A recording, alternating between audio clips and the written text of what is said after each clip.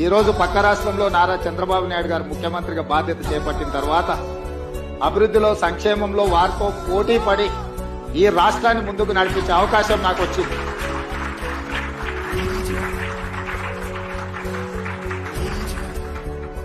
గతంలో 12 గంటలు పనిచేస్తే సరిపోతుంది, అంతకు మించి అవసరం లేదు అనుకునేవాడిని.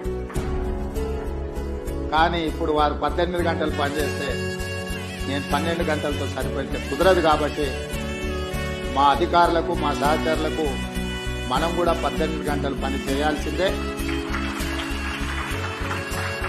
అభివృద్ధి విషయంలో సంక్షేమం విషయంలో పోటీ పడి ఈ 2 తెలుగు రాష్ట్రాలు ప్రపంచానికే ఒక రోల్ మోడల్ గా నిలబడాలి అని నేను భావిస్తున్నాను. ఆ దిశగా మా ఆలోచన, మా విధానాలు, మా నిర్ణయం ఉంటుంది.